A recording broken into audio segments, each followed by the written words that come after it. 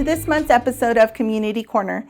In this series, we focus on great work being done by people and organizations in Northern Nevada that make it such a wonderful place to live and work. I'm Angelica Reyes, your host, and I'm here with Salinas Villegas, the Program Director for Communities and Schools of Western Nevada.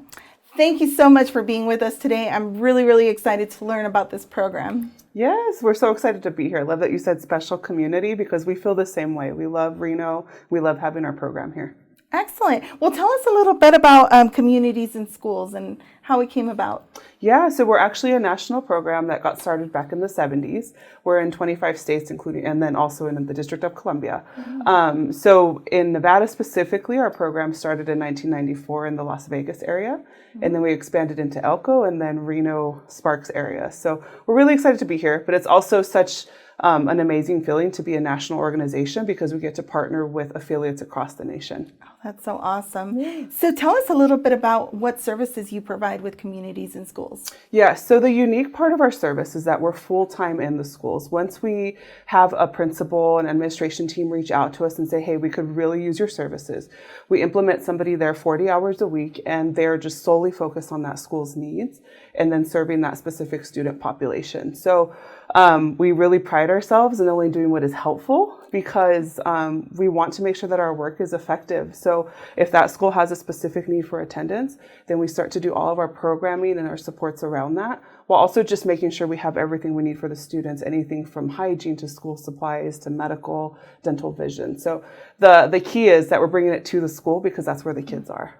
Do you interact directly with the children or it's more one-on-one or? Yeah, it's whatever it really needs to be.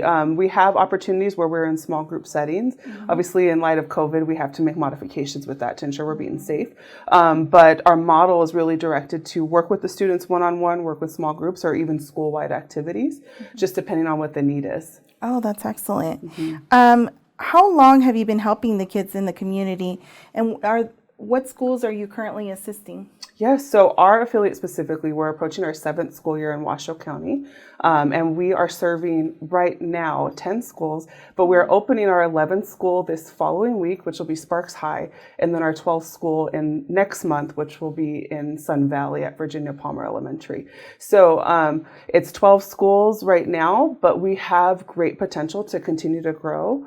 Our affiliate in Las Vegas actually has close to 60 schools, so we kind of see that trajectory moving that way for us as well. Excellent. Mm-hmm. What are some changes that you've seen in the schools since you've started working in that particular school? Yeah, it's really important that we don't take all the credit because we're just this piece that comes into the school and we have a whole team. We have counselors, administrators, teachers, and everything. And so one of the biggest things is that we just see a little bit more of just peace on campus from our staff members and knowing that they have that service directly. They have that site coordinator that they can go to any day of the week, with that need. And then our coordinator is there full time to really focus and make sure that we bring in the resources that will really help to support them. So just that peace of mind and knowing that that's accessible immediately on campus. And then also it's really neat to see just the progress over the years of programs that our coordinators started in year 1 and now we're in year 4 and we see the murals put up around the school or we see the revamp of the hallways or and then we get to meet our kids that are now in high school that were in middle school and they're really starting to do things that they started when we had them in their early years. So there's a lot that we get to see and it makes it so rewarding. We're really lucky. Yeah, I was going to say that's probably the best feeling, seeing the success just hands-on, like, oh, I remember when. Yeah, absolutely. So exciting. So I know that one of the biggest things that has impacted us as a community is COVID, and you mentioned that a little bit earlier. Yes. How have you been able to continue with the work that you've wanted to do with COVID being, present? It would happen so abruptly, right, for all of us, but we're very fortunate that our model is really made for something like that because we're all about assessing the need and then responding to what's actually supportive in the moment. And so it's really neat that our coordinators felt supported in that because I wanted them to assess the need that COVID had brought and then start to adjust all of their programming and support to that. And so they didn't feel like they had to still uphold, this plan that was existing before, but I wanted to be like, hey, now we have new conflicts and things arising that we have to help our students alleviate new barriers we never saw coming. And so I'm so proud of my team. They just really dug in, and they rallied together, and they started to brainstorm new ways that they can help kids while they were doing distance learning, that we can safely follow CDC guidelines while still getting them basic needs. So we actually got busier during that time. Yeah. Just because I think our model it just helped us to immediately pivot and start to help with the response that was needed. Right.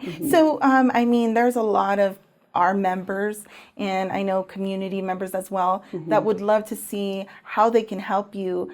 Are there items that you need to kind of support you in that? Yeah.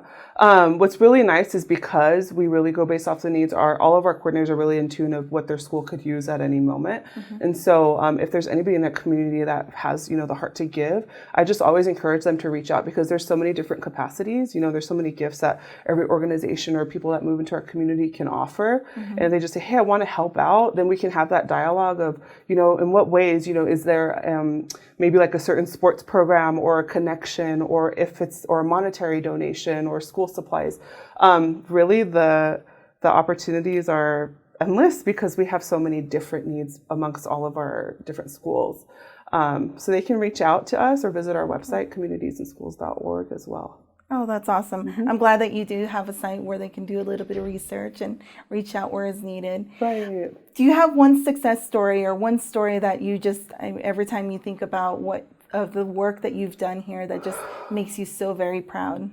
Oh, of course. I know that's probably a hard one, because you probably have lots of success stories. Because we're still a young affiliate, and we're getting to our 7th school year. We're just now having some of our students for the first time go through the entire program all through high school. So to see them now starting college and having overcome those barriers and be in the honors program and really be inspired. It's such a sweet thing when they reach back out and say that they want to get into education, or they want to be a teacher, or they want to be a communities and schools coordinator, because they just really enjoy giving back and helping the community. And so it's really special.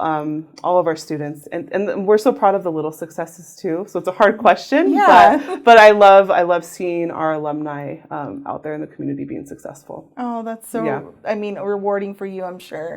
That is awesome. Well, I appreciate you taking the time to sit with us today. I love the work that you're doing. I know our membership is probably going to reach out to you, and that just makes me so excited. So thank you again for sitting with us. Thank you so much.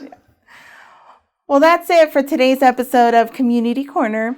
Be sure to tune in next month when we visit the Chamber of Commerce and see how you can support small businesses. Until then, make sure you check out our YouTube channel, RSAR Realtors.